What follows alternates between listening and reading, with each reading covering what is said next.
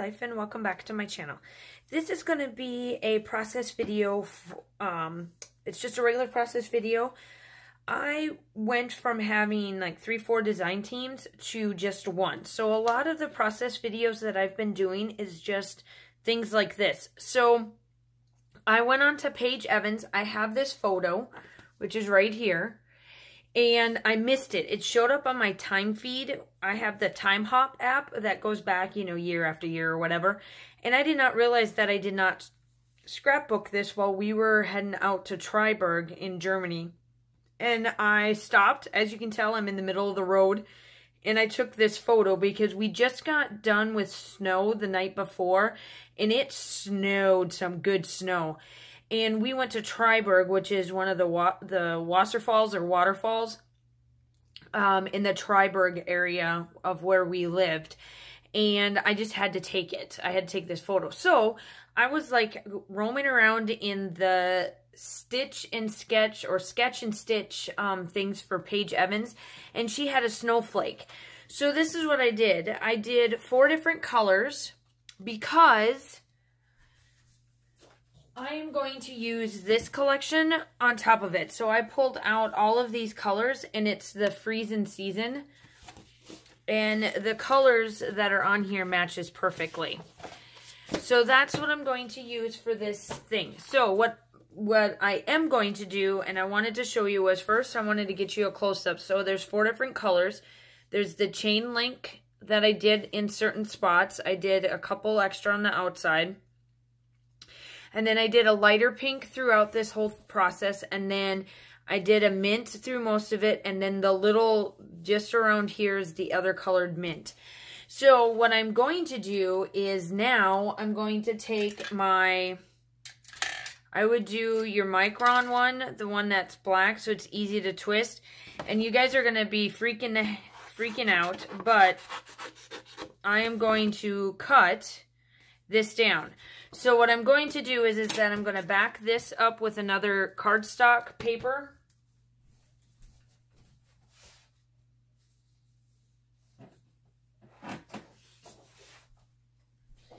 And I'm going to put this on there.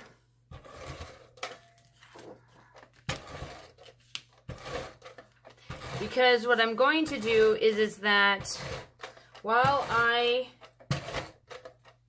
pick out my papers to go underneath this bad boy, this is going to help, 1, keep the thread in, and 2, I want extra pizzazz because of what I have in mind of what I'm going to do with this layout. And it doesn't really have to be completely like, I just want it so that it's flat. Okay, so here I go. I'm going to first cut out all of the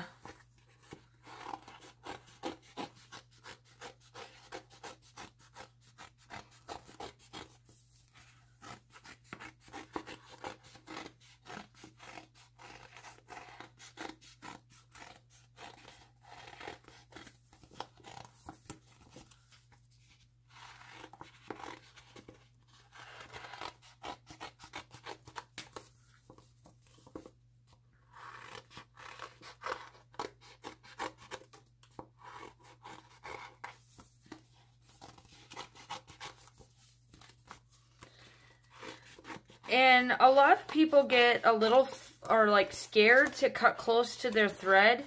And if you, this is the reason why I back it up. So, yes, did I waste some of the paper? Yeah, but it's to help out. You can get close to it and still be able to. That's the reason why I double it. So I just put down a little bit of washi on the back to hold in all the thread. And then I place this in the back. So, off camera, I'm going to finish, but I'm going to show you a little bit about how close I get.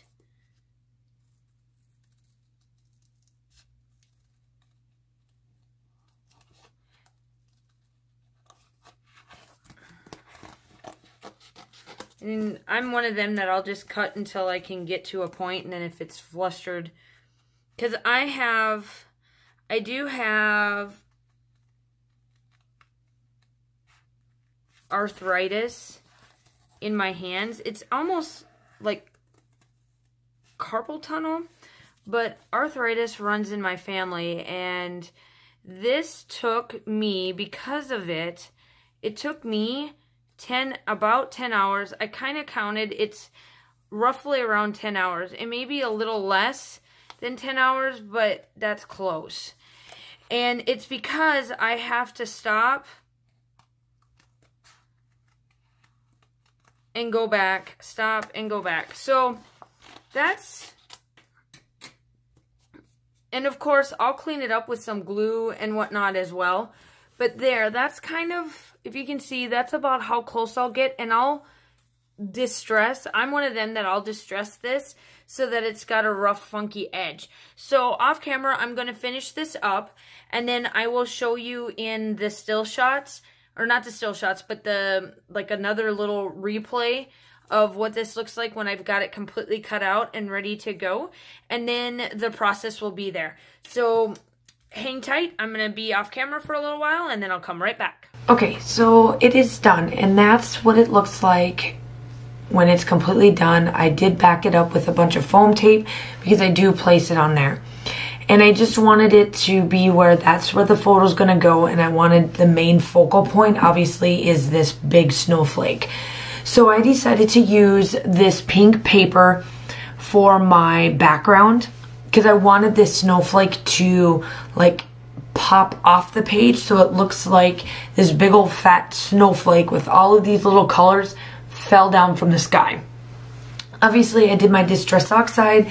I do pull out my gray, I think this is charcoal. Yeah, charcoal from Close to My Heart. I pull that out as well.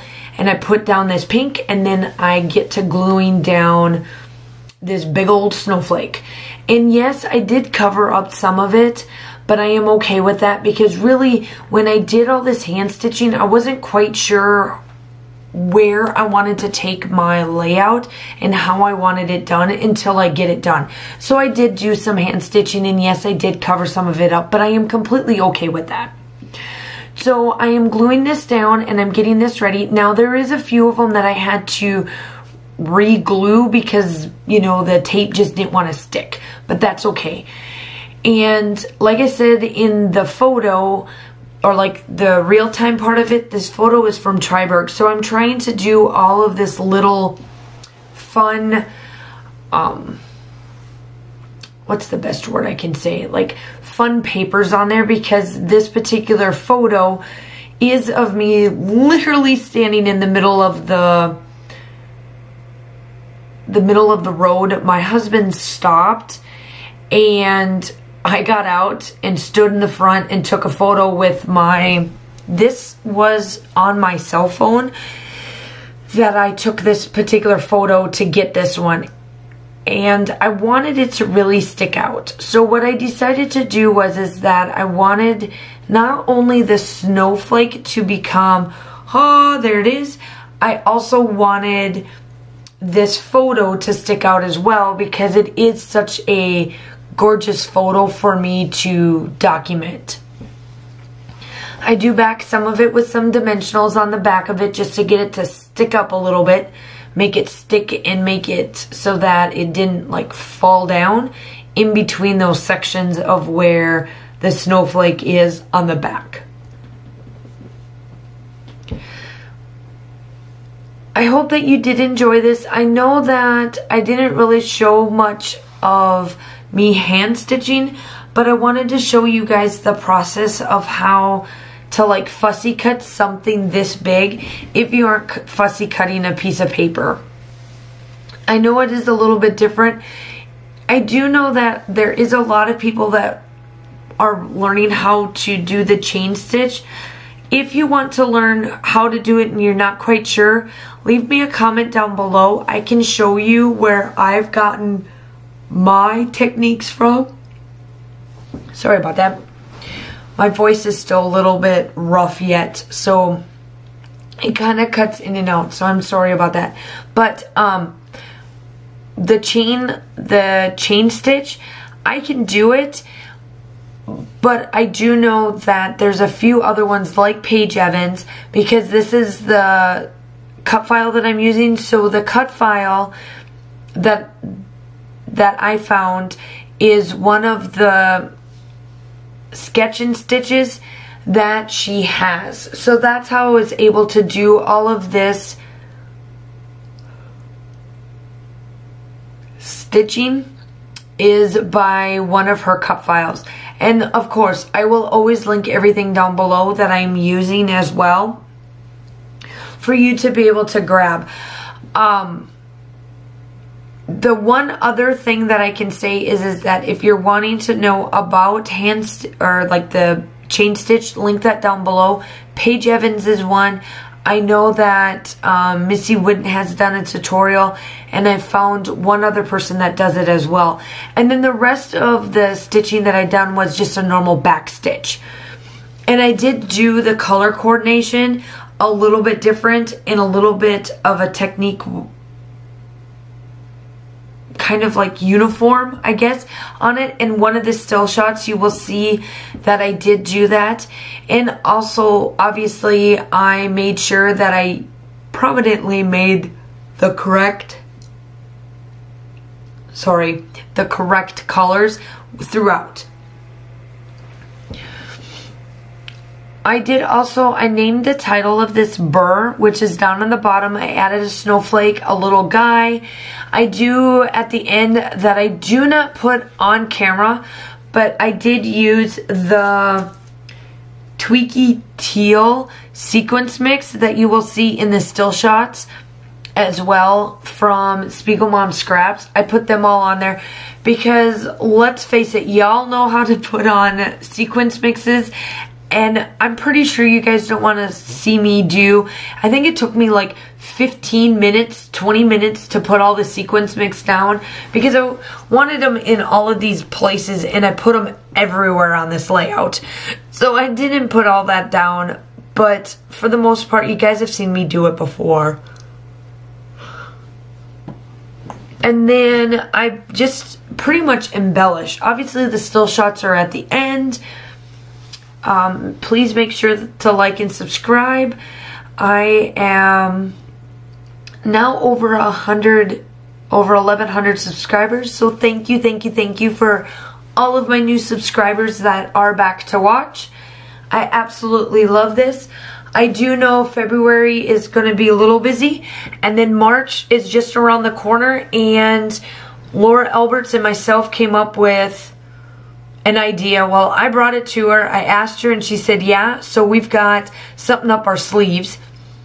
So be on the lookout. So if you're not a subscriber, go ahead and subscribe. You'll get to know what it is. And this is pretty much done. This is all I do because I want that snowflake to be the major focal point. And I do different colors of splatters as well. I get out my Nuvo mist and then this mist, and then I do the sequence mix. So the still shots are coming up. I hope you enjoyed, and I will talk to you soon. Bye!